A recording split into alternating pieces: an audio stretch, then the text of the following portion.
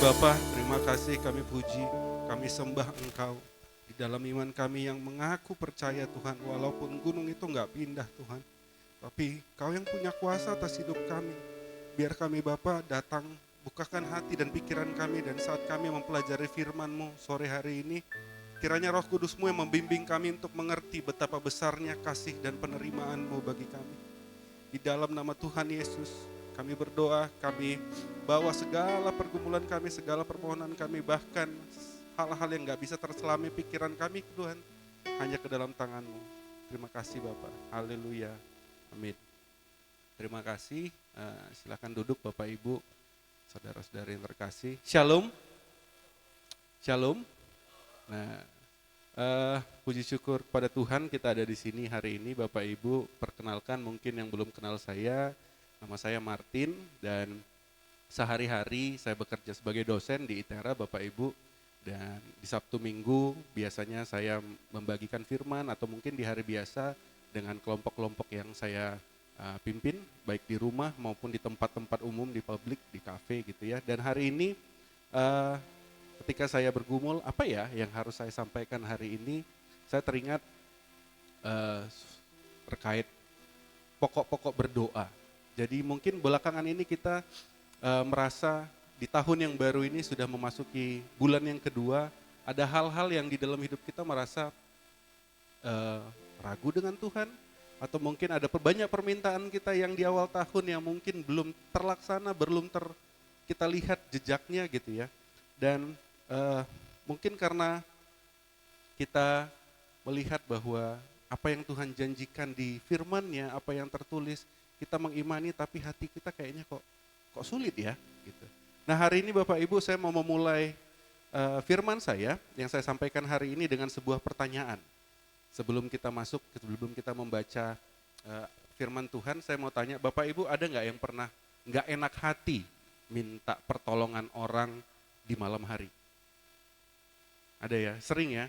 Atau kalau saya mungkin nggak pernah minta pertolongan nge-WA gitu ya. Minta tolong orang nge-WA malam-malam gitu, di atas jam 10. Sebagian dari kita mungkin merasa, nanti aja deh, jangan ganggu orang itu sekarang. Dan hari ini kita mau lihat kira-kira hal yang sama, mungkin boleh dibuka slide-nya. Nah, kita mau sama-sama belajar perihal berdoa Bapak Ibu. Karena bagi kita semua berdoa, berkomunikasi dengan Tuhan kita, sebagaimana umumnya kita juga menyelipkan permohonan, permintaan di dalam doa kita. Tapi sebelum kita baca Lukas 11 ayat 5-8, saya mau bahas sedikit tentang paradoks doa. Kalau boleh kita jujur, Pak Ibu, tanya hati kita walaupun kita nggak bisa sampaikan di sini ya karena ramai. Apa yang sering menghalangi kita untuk berdoa? Bukan karena kita nggak percaya Tuhan ada, benar ya? Bukan kita nggak percaya, nggak diajarin berdoa. Dari sekolah minggu diajarin berdoa, mungkin yang dari tumbuh di keluarga Kristen. Bukan juga kita nggak tahu caranya berdoa, gitu ya. Tapi seringkali karena kita, salah satunya yang saya temukan khususnya bagi saya adalah ketika saya merasa saya belum layak untuk berdoa. Mungkin minggu depan deh, tunggu layak dulu. Kita pikir saya belum bisa berdoa nih. Soalnya kemarin baru aja buat dosa besar. Soalnya kemarin saya merasa saya jauh banget dari Tuhan. Saya belum pantas, hidup masih berantakan. Masa mau ketemu sama Tuhan? Seolah-olah doa itu seperti interview kerja di mana kita harus beres dulu. Atau sebaliknya kita merasa aku kurang cukup Kristen. Aku mungkin selalu gereja tapi kayaknya ada yang kurang. Aku nggak kayak orang-orang yang menata katanya bagus untuk berdoa. Kata-kata saya nggak indah, nggak seperti pendeta, nggak seperti orang-orang yang memimpin pujian di depan yang menata doanya dengan kata-kata yang teratur. Atau mungkin saya kurang berpendidikan sehingga kata-kata saya yang biasa, yang tidak agung. Nah justru di tengah pemikiran seperti itu Bapak Ibu, di sini Yesus bercerita di Lukas 11 ayat 5-8 perihal berdoa. Dan menariknya Bapak Ibu, di kisah yang akan kita baca hari ini, ada 3 tokoh ya, ada orang yang mendatangi rumah temannya, lalu ada teman yang meminta roti dan orang tetangga yang memberikan roti. Di tengah malam Seseorang datang tapi justru di situ di momen yang rasanya nggak pas di tengah malam, ini menjadi perumpamaan oleh Yesus yang disampaikan Yesus untuk kita semua untuk belajar perihal berdoa. Bapak Ibu, mari kita buka Alkitab kita dari Lukas 11 ayat 5 sampai 8. Saya mencantumkannya di depan, tapi kalau Bapak Ibu mau membuka Alkitab masing-masing, boleh. Kita akan membaca Lukas 11 ayat 5 sampai 8. Kita akan, mungkin karena cuma 4 ayat, kita akan baca bersama-sama Bapak Ibu dari ayat 5 sampai 8. Sekali lagi Lukas 11 ayat 5 sampai 8. Mari kita baca bersama-sama. 1, 2, ya. Lalu katanya kepada mereka, jika seorang di antara kamu pada tengah malam pergi ke rumah seorang sahabatnya dan berkata kepadanya, saudara, pinjamkanlah kepadaku 3 roti. Sebab seorang sahabatku yang sedang berada dalam perjalanan singgah ke rumahku dan aku tidak mempunyai apa-apa untuk dihidangkan kepadanya. Masakan ia yang di dalam rumah itu akan menjawab, jangan mengganggu aku, pintu sudah tertutup dan aku serta anak-anakku sudah tidur. Aku tidak dapat bangun dan memberikannya kepada saudara. Aku berkata kepadamu, sekalipun ia tidak mau bangun dan memberikannya kepadanya karena orang itu adalah sahabatnya, namun karena sikapnya yang tidak malu itu, ia akan bangun juga dan memberikan kepadanya apa yang diperlukannya. Demikian pembacaan firman Tuhan, Bapak Ibu, Saudara-saudara sekalian. Seperti yang saya bilang tadi, ada 3 tokoh di sini Bapak Ibu. Ada orang yang menggedor pintu dan temannya yang tidur, dan 1 orang tamu yang lapar, gitu ya. Nah, saya memberi judul firman hari ini yang akan saya sampaikan adalah menghampiri Bapa. Ada 3 poin yang akan kita bahas, Bapak Ibu, Saudara-saudara terkasih. Pertama, menghampiri Bapa dengan datang apa adanya. Yang kedua adalah menghampiri Bapa dalam tiada. Dan yang ketiga, menemukan Bapa yang baik di dalam rumah. Nah, kita akan bahas satu persatu Bapak Ibu dari yang pertama, datang apa adanya. Penting kita ingat sebelum kita mulai Bapak Ibu, perumpamaan ini keluar dari mulut Yesus. Kenapa saya suka sekali dengan perumpamaan dari Yesus, berbeda dengan mungkin pemberitaan oleh Paulus misalnya, atau dari para rasul, atau dari orang-orang terdekat Kristus. Bagi saya, sesuatu yang keluar dari mulut Yesus adalah sesuatu yang dia ingin sampaikan untuk kita lakukan, untuk kita melihat kepada poin itu bahwa inilah kerinduannya. Dan melalui firman hari ini, di bagian pertama kita mau lihat bahwa Yesus pengen loh kita datang apa adanya kepadanya. Mari kita mulai, kita lihat di situ. Bayangkan situasinya Bapak Ibu, saya mau mendramatisir sebentar nih. Jam 12 malam, ada seseorang datang ke rumah temannya, lalu temannya tidak punya apa-apa, lalu dia mengetuk, meminta roti kepada tetangganya. Di zaman itu Bapak Ibu mungkin kalau dibaca tadi ya, sudah pada tidur katanya gitu. Saya mau menjelaskan bahwa kondisinya nggak kayak kita sekarang. Mungkin kalau Bapak Ibu rumahnya sudah ada bel gitu ya, atau sudah ada fingerprint atau CCTV yang akan membangunkan orang di rumah kalau ada yang datang gitu ya.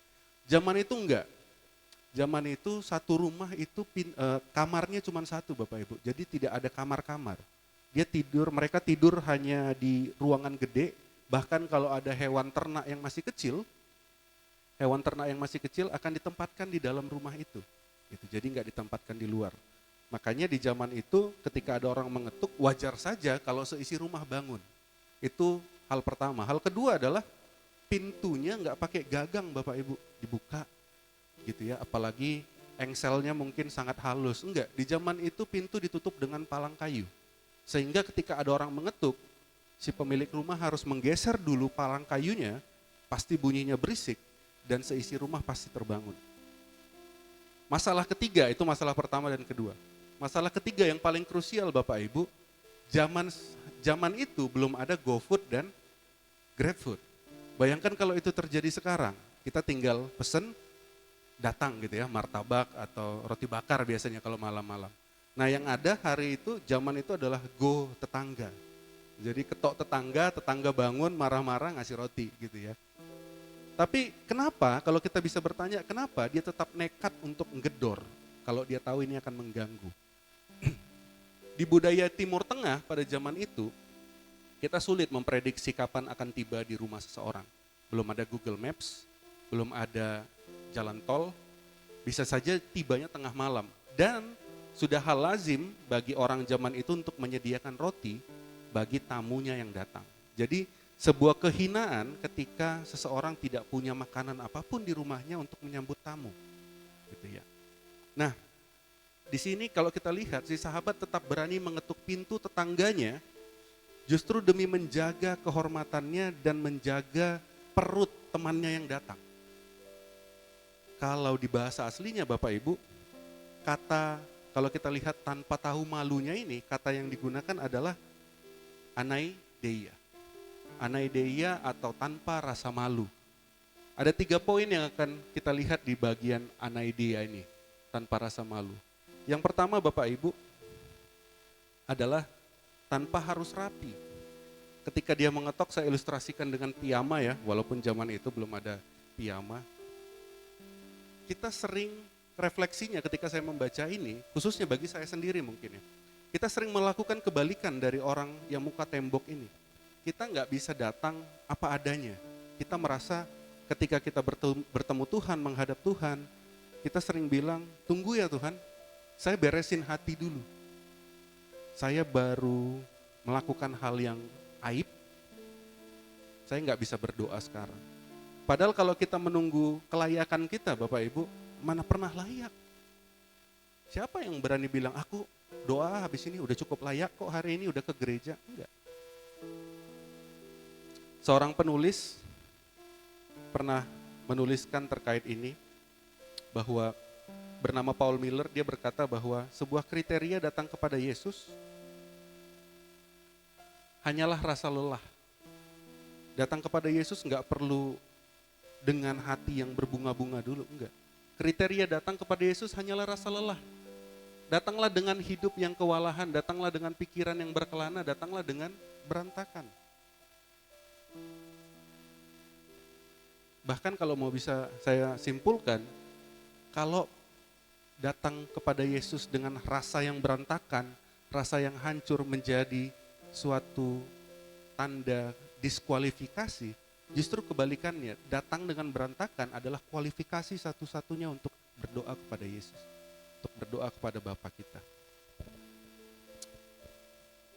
Mungkin Bapak Ibu yang punya anak kecil tahulah kalau anak-anak 3-4 tahun lagi aktif-aktifnya mulai naik sepeda, gitu ya, di komplek mungkin keliling kompleks, naik sepeda terus nyebur ke comberan atau ke gundukan tanah sehingga tangannya kotor, kakinya lecet-lecet. Bayangkan kalau itu kita kecil dulu Bapak Ibu, saya membayangkan saya pernah jatuh dari sepeda gitu ya.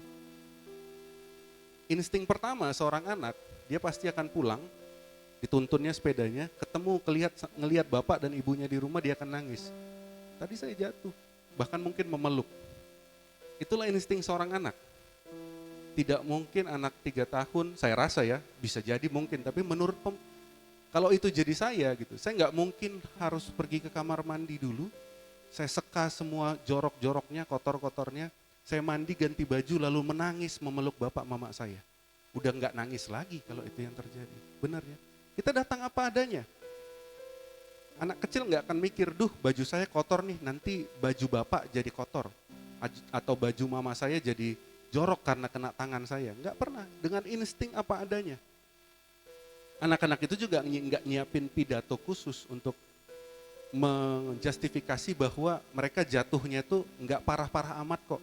Atau setidaknya jangan hukum saya ya mak, enggak, nangis saja apa adanya. Kenapa? Kenapa anak kecil datang dengan muka tembok memeluk orang tuanya ketika mereka jatuh dari sepeda misalnya? Karena mereka tahu mereka dicintai. Itu alasan yang utama dan satu-satunya. Sehingga mereka tahu bahwa mereka punya rasa aman di pelukan orang tuanya. Tapi sebaliknya kita yang dewasa, karena kita sudah nggak anak-anak, kita sudah merasa sedikit bisa menguasai kondisi sekitar kita dengan uang, mungkin dengan posisi, dengan kedewasaan kita merasa bisa lebih independen. Kita menjaga image. Kadang kalau datang ke Tuhan bahwa masih bisa kok, nanti aja deh doanya. Kayaknya masih dengan upayaku sendiri aku masih bisa melakukan hal-hal yang aku pengen dapatkan. Aku pengen misalnya dapat nilai bagus, aku misalnya pengen dapat pekerjaan, atau aku pengen lagi sedang mengusahakan suatu bisnis dan lain-lainnya. Kayaknya nanti aja doanya, kita pikir dan rapatkan dan meeting dulu dengan teman-teman. Kita jarang libatkan Tuhan hingga di satu titik, opsi kita cuma ada satu-satunya, yaitu berdoa. Padahal Tuhan lebih suka mendengar keluhan jujur kita daripada doa indah kita yang terangkai kata-katanya. Tuhan lebih suka kita dengar kita nangis, datang, bahkan gak ngomong apa-apa.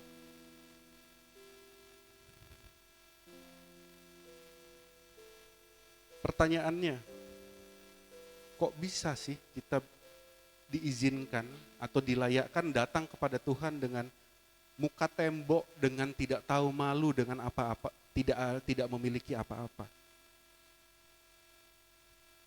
Kalau kita lihat di teman yang datang meminta roti tadi, dia sedang mengakui kehancurannya kan. Dia sedang bilang, aku gak punya apa-apa lagi. Kulkasku kosong, ibaratnya zaman sekarang gitu ya. Dia tidak sedang datang Bapak Ibu dengan justifikasi bahwa, mohon maaf ya tetanggaku, kami habis bersih-bersih kulkas. Jadi makanan udah dibuang semua, kosong malam ini. Adakah rotimu? Enggak kan? Dia tidak dengan datang dengan bilang, oh kami lagi intermittent fasting nih, jadi cuma window makannya tuh 4, jadi nggak biasa makan malam, ada nggak rotimu? Enggak. Bahkan dia bilang, kami tidak punya apa-apa, bolehkah pinjamkan aku roti? Apa yang melayakkan kita untuk bisa datang apa adanya ke Bapa kita? Kalau saya kutip dari Ibrani 4 ayat 16 Bapak Ibu, sebab itu marilah kita dengan penuh keberanian menghampiri tahta kasih karunia, supaya kita menerima rahmat dan menemukan kasih karunia untuk mendapat pertolongan kita pada waktunya. Perhatikan kata keberanian, confidence di sana. Keberanian ini bukan rasa percaya diri karena kita udah rajin baca Alkitab atau karena kita nggak pernah bolong ke gereja. Keberanian ini kepastian karena kita tahu bahwa kita adalah anak Bapa dan sudah ditebus oleh darahnya. Kepastian itu yang membuat kita datang walaupun kita nggak rapi-rapi amat, walaupun kita hancur berantakan, walaupun kita telah berbuat dosa besar dan pelanggaran besar, kita tetap bisa datang dan punya privilege memanggil dia sebagai Bapa. Yesus adalah sahabat sejati yang membukakan pintu bagi kita, bahkan ketika kita datang dengan membawa segala kekacauan yang kita buat sendiri.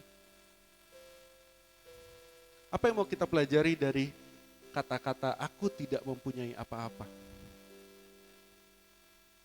Orang ini sedang tidak berakting Bapak Ibu bahwa dia punya sesuatu atau sedang tidak menyogok.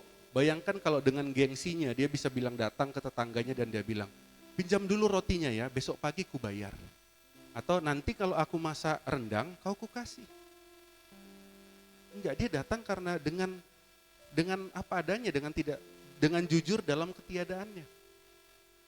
Dan Bapak Ibu yang dia minta 3 roti.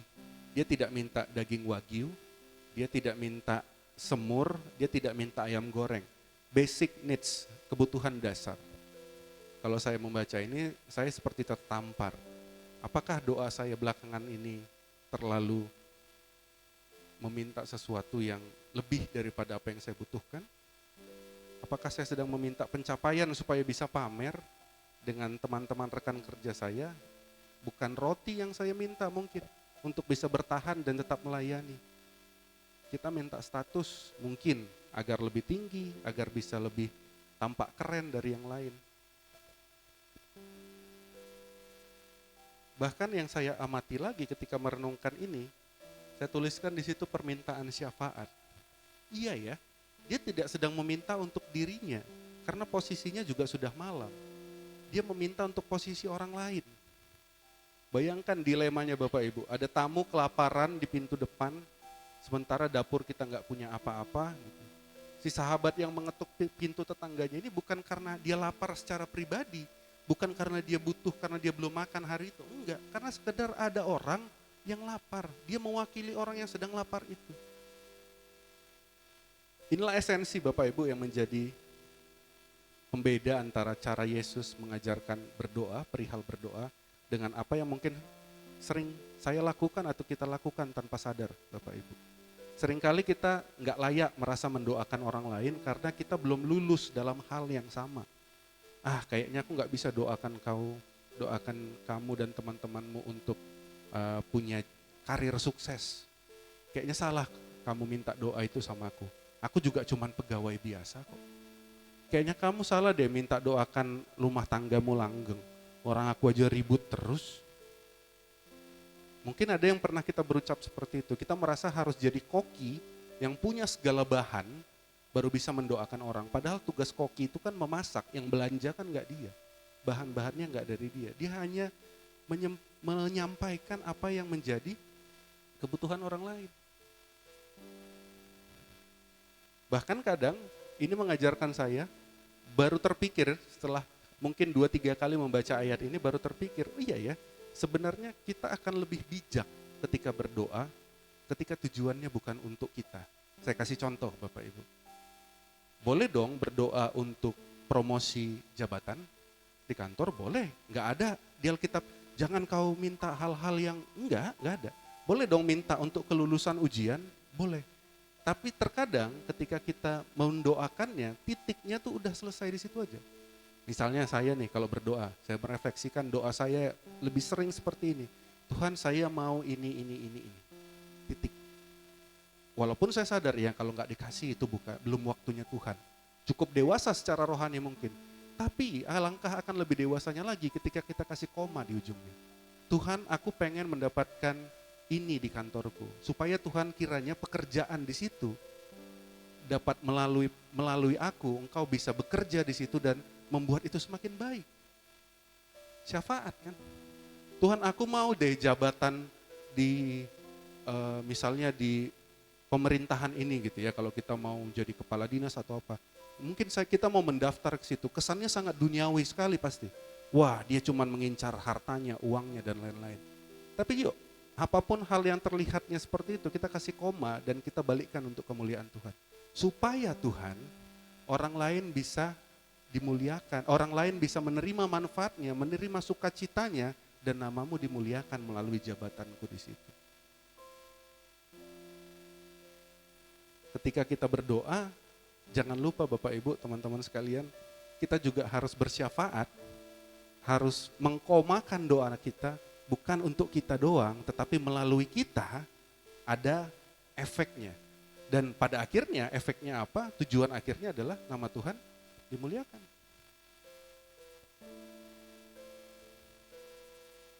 Tengah malam, kondisi tengah malam yang diceritakan di kitab ini Bapak Ibu melambangkan sebuah situasi yang tidak nyaman, gelap, sama sekali nggak ada opsi lain. Warung makan sudah tutup, pasar belum dibuka, tidak ada tetangga lain yang bisa diketok, mungkin itu sudah last optionnya. Ini adalah sebuah opsi terakhir. Opsi terakhir. Dan seringkali memang kita berdoa menjadi opsi terakhir. Menjadi malamnya kita di mana kita tidak punya lagi pintu cadangan. Di mana hanya ada opsi kalau Tuhan tidak menolongku, maka aku tidak selamat. Mungkin kita pernah di kondisi seperti itu. Tapi Bapak Ibu, ini mengingatkan saya kepada Yohanes 15 ayat 5 ketika membaca bagian ini. Iya ya, di luar aku, kamu tidak dapat berbuat apa-apa, kata Tuhan Yesus.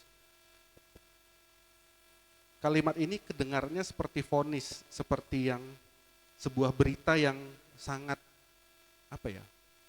kayaknya pilihanmu cuman aku deh. Tapi benar Bapak Ibu, saat kita mengaku tidak punya apa-apa, kita sedang memberikan ruang seluas-luasnya untuk Tuhan bekerja. Saya ulangi kata-kata saya, ketika kita tidak punya opsi lain lagi, dan kita datang ke Tuhan, kita sedang memberikan ruang selebar-lebarnya untuk Tuhan bekerja. Jadi Bapak Ibu, kalau dalam kegelapan kita masing-masing, kita sini ada yang mungkin bekerja, kuliah, ada yang sekolah, ada yang mungkin pensiun, apapun, tapi pasti kita punya sisi gelap yang kita nggak tahu lagi harus meminta apa, harus dari mana kita meminta pertolongan itu. Tuhan bekerja kok di tengah ketidakadaan kita. Bahkan kita baru sadar pada akhirnya Yesus adalah satu-satunya yang kita butuhkan, justru di saat Yesus adalah satu-satunya yang kita miliki. Ketika kita masih punya power, uang, kuasa, tenaga, kesehatan, kita melangkah. Kita coba dulu deh pakai tenagaku. kayaknya bisa. Kita mungkin lupa bahwa kita punya Tuhan dan berdoa. Saat doa menjadi opsi kita terakhir, disitulah Tuhan bekerja. Bapak Ibu, kita bahas poin ketiga, menemukan Sang Bapa yang baik. Kalau kita melihat, kenapa ya Tuhan Yesus pakai analogi ini? Kenapa enggak analogi yang lain, seperti analoginya parabel, perumpamaannya yang lain yang lebih keren? Perumpamaan anak yang hilang, perumpamaan talenta. Tapi kok ini udah singkat, cuma 4 ayat, klimaksnya nggak dapet. Sebenarnya pola ini pola yang sering digunakan di rabi-rabi Yahudi yang namanya Kalvachomer, Bapak Ibu. Kalvachomer itu adalah sebuah cara berekspresi dari rabi-rabi guru-guru Yahudi untuk menyampaikan sesuatu yang ringan ke skala yang lebih besar. Misalnya Bapak Ibu, kita kasih contoh. Kalau saja atasanmu, bosmu yang kejam itu pada akhirnya ngasih kamu uang saku untuk liburan ketika kamu cuti, apalagi bapakmu, apalagi ommu gitu. Contoh lain, jika kamu membantu orang yang gak kamu kenal di tengah jalan, mogok mobilnya dan kamu dorong, gak kenal aja kamu tolong, apalagi kalau itu teman bestimu. Nah itu kira-kira cara analogi ini.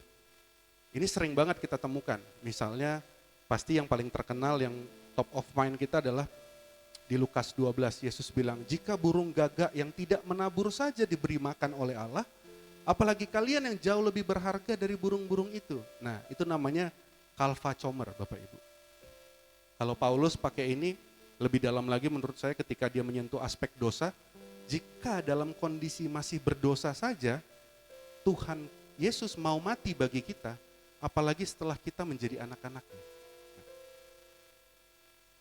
Disinilah Yesus sedang melakukan itu. Dia sedang membandingkan tetangga, makanya di ujung ayat yang kita baca hari ini, seakan-akan kita bisa menangkapnya, tetangga ini akan pada akhirnya memberikan roti karena terpaksa. Karena nggak mau diganggu. Ya udahlah nih roti, daripada lu ngetukin terus, daripada lu gangguin tidurnya kita. Justru di situ poin pentingnya. Kalau tetangga yang motivasinya cuman supaya nggak diganggu saja, akhirnya memberikan apa yang kita minta, apa yang tetangganya minta, apalagi Bapamu yang di surga, yang motivasinya adalah kasih. Saint Augustine pernah bilang Bapak Ibu, Tuhan lebih ingin memberikan anugerahnya daripada keinginan kita sendiri untuk menerimanya.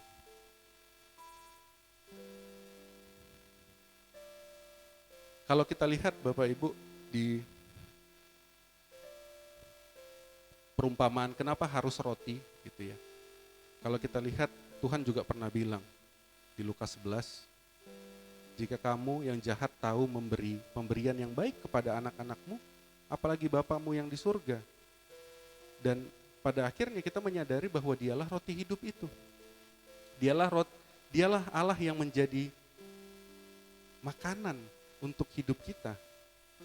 Di mana dia berkata di Matius 6 sampai 8, Matius 6 ayat 8, Yohanes 6 ayat 35, akulah roti hidup, barang siapa datang kepadaku ia tidak akan lapar lagi, dan barang siapa percaya kepadaku ia tidak akan haus lagi. Bapak Ibu, yang kita bahas hari ini itu ada di Lukas 11 bagian kedua. Kalau Bapak Ibu lihat Lukas 11 awal, boleh dilihat Alkitabnya, apa yang sedang dibahas di Lukas 11 awal? Doa Bapa kami.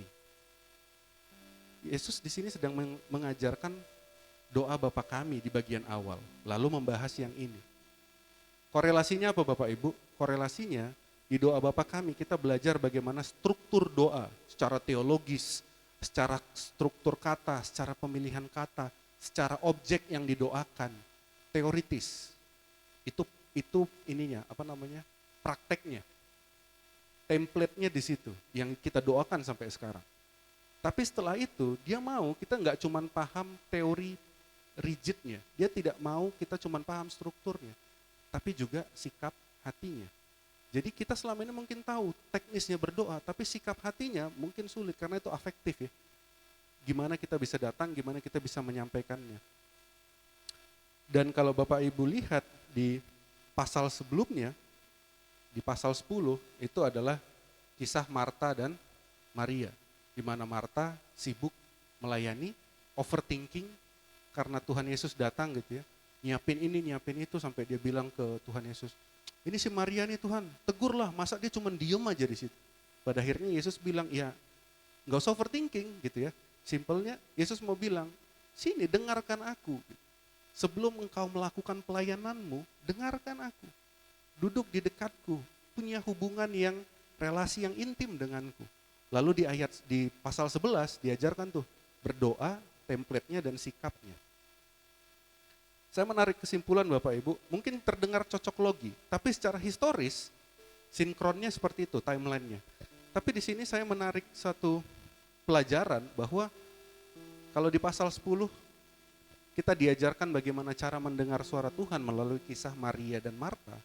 Di pasal 11 kita diajarkan bagaimana cara berdoa atau berbicara kepada Tuhan.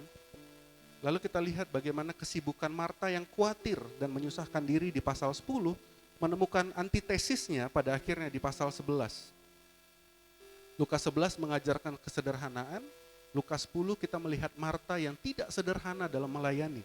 Tidak sederhana dalam arti yang overthinking. Semua dipersiapkan tanpa mau punya hubungan yang intim dengan Tuhan. Kesimpulannya Bapak Ibu, kita tidak sedang benar-benar bisa berbicara kepada Tuhan jika kita sendiri belum belajar mendengarnya. Dan kita tidak bisa melayaninya dengan tenang seperti Marta yang tidak tenang jika kita belum belajar beristirahat dalam doa yang sederhana. Akulah roti hidup, kata Tuhan. Tuhan Yesus bukanlah tetangga yang terganggu Bapak Ibu, melainkan seorang Bapa yang sedang menunggu kita untuk datang. Dan uniknya lagi kalau kita lihat secara runut lagi di Lukas 11, Tuhan Yesus nggak sedang tiba-tiba, wah lagi rame nih orang, ini loh ada doa Bapa kami, nanti pakai ya, enggak. Kalau Bapak Ibu perhatikan, scroll lagi mungkin mau di rumah lebih detail lagi lihat, kenapa Yesus tiba-tiba ngomong doa Bapa kami? Apakah tiba-tiba random lagi banyak orang? Enggak. Apakah karena ada orang yang lupa berdoa? Enggak. Jawabannya, karena ada permintaan dari orang yang bertanya, salah seorang muridnya bertanya, Tuhan, ajarlah kami berdoa. Jadi itu bukan inisiatif Yesus yang tiba-tiba ngajar, enggak. Ada orang yang bertanya, Tuhan, ajarlah kami berdoa. Dan situasinya, kalau kita perhatikan di Lukas 11, situasinya Yesus tidak sedang mengajar di sinagog atau di bukit atau di kerumunan orang. Dia sedang berada dengan inner circle-nya, orang-orang terdekatnya. Ini bukan khotbah seperti macam KKR, enggak. Ini lebih kepada pemuritan, orang-orang yang intim. Makanya tadi ketika Pak Kris bahas pemuritan, saya sangat sepakat bahwa jantung dari gereja adalah pemuritan. Bukan ibadah minggu Bapak Ibu. Sedikit cerita, itu kata-kata itu adalah kata-kata Bapak rohani saya yang selalu dibilang di mimbar. Kenapa? Karena gereja kami dulu di Taiwan Bapak Ibu, dia sering bilang gini, andai besok kita diserang, kalau gereja kita jantungnya beralaskan mengandalkan pertemuan kita dari hari Minggu, bubar nih gereja katanya. Tapi kalau kita punya pemuritan yang kuat, kelompok kecil yang kuat, mau dihantam kerusuhan apapun, gereja kita akan bangun kembali, sel-sel kecilnya akan menggerogoti lagi dan akan membentuk jejaring baru. Dan walaupun gerejanya nggak utuh sama seperti dulu, tapi sel-sel itu akan membentuk gereja-gerejanya sendiri dan nama Tuhan dimuliakan. Balik ke yang tadi Bapak Ibu, Yesus sedang menyampaikan konteks Lukas 11 bukan kepada publik ratusan orang, enggak. Kepada orang-orang terdekatnya, murid-muridnya sebagai guru.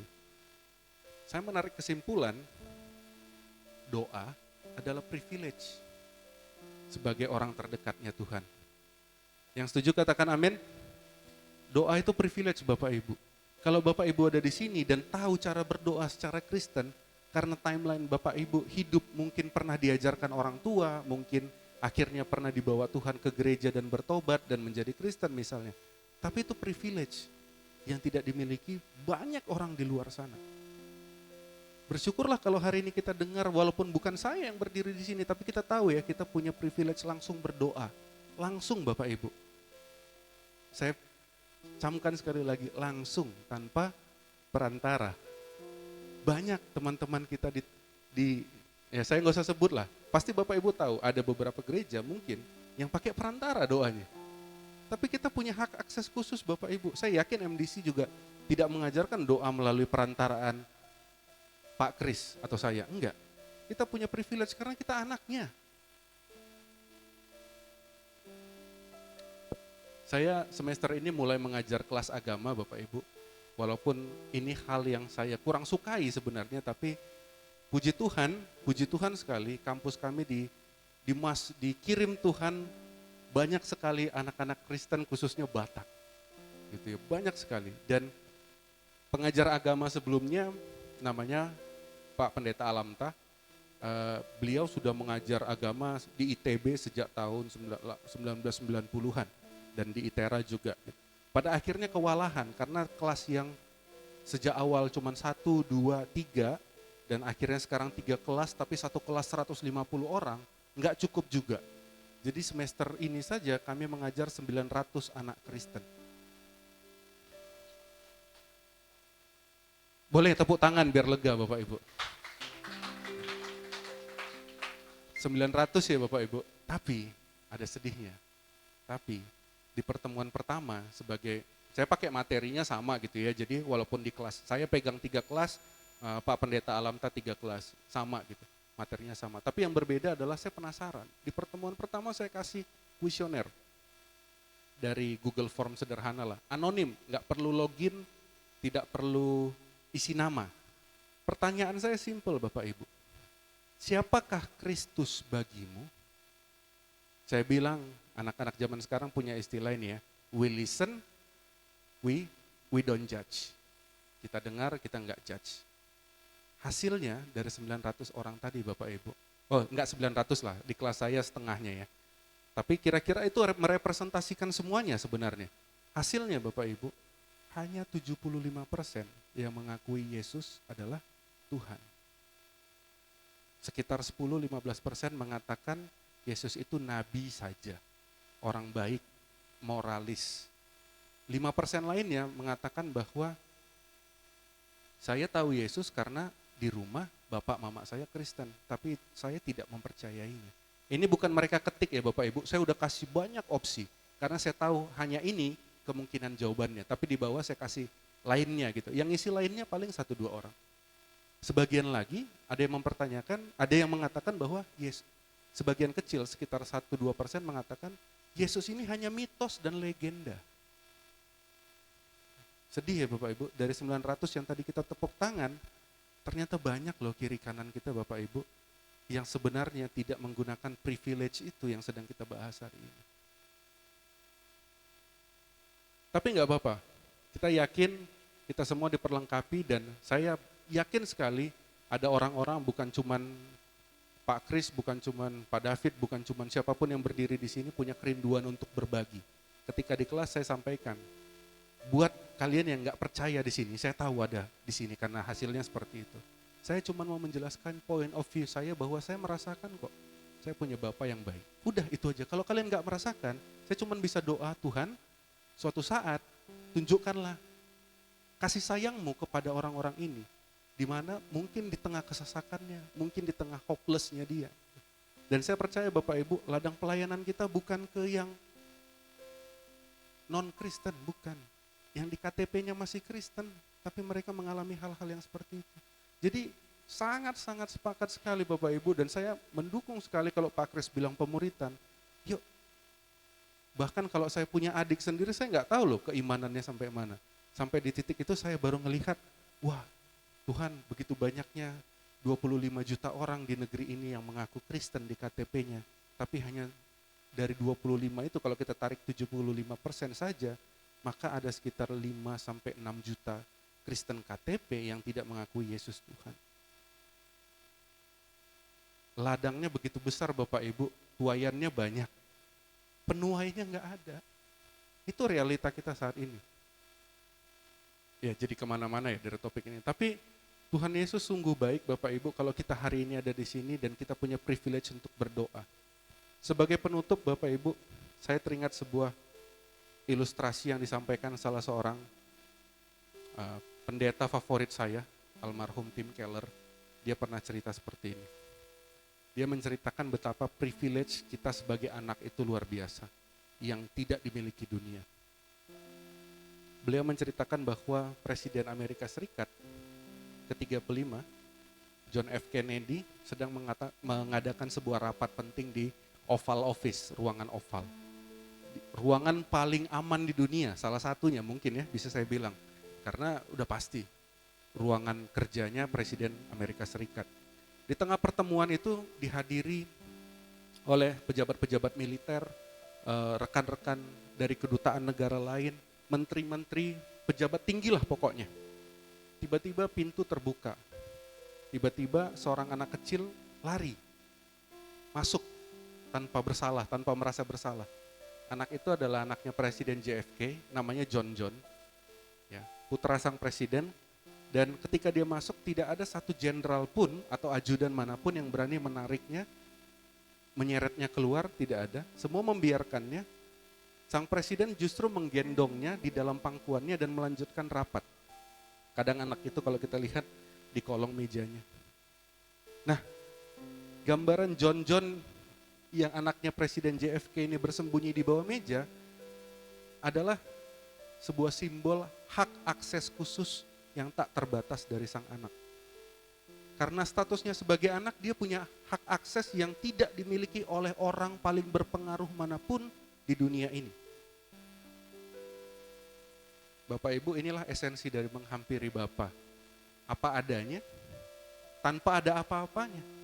Dia nggak punya jabatan, dia nggak punya uang si anak ini. Semuanya adalah privilege karena dia anaknya JFK. Kalau dia bisa beli apapun yang dia pengen, es krim, boneka, kayak mainan apapun, itu privilege karena bapaknya presiden. Tapi dia sendiri nggak punya apa-apa dan dia datang tanpa apa-apa. Kenapa dia tidak diusir? Karena dia anak presiden. Kalau kita punya bapak yang lebih hebat, saya jadi pakai Karl Chomer juga nih. Kalau kita punya bapak yang jauh lebih hebat dari JFK, kok kita masih harus menata dan merapikan diri dulu untuk datang, dan kita enggan datang apa adanya ke dia dengan segala kehancuran kita, dengan segala pengennya kita. Sebagaimana anak-anak kalau datang, Pak aku mau ini, ya udah. Kita nggak pernah dilarangkan meminta pada Tuhan apa yang kita minta. Kita datang sebagai anak-anak aja. Dan Tuhan, Bapa kita adalah orang yang paling bijak, yang tahu kapan untuk memberikannya kepada kita, di waktu yang kapan, di saat yang seperti apa, dan dalam wujud yang seperti apa. Waktunya Tuhan, bukan waktunya kita. Tetapi ketika waktunya Tuhan tiba, kita nggak bisa menghindari. Pasti dikasih ketika dia mau. Bahkan ketika kita nggak mau lagi, Bapak Ibu. Bahkan ketika kita nggak mau lagi. Itu nggak tahu, personal bagi saya. Ketika saya minta nggak dikasih, tapi ketika saya udahlah nggak mau lagi gitu, malah dikasih. Apa maksudnya ini? Tapi saya percaya nggak ada bapak yang memberi makan anaknya ular beracun. Semuanya akan diberikan yang paling kita butuhkan sesuai waktunya, sesuai dengan hikmat dari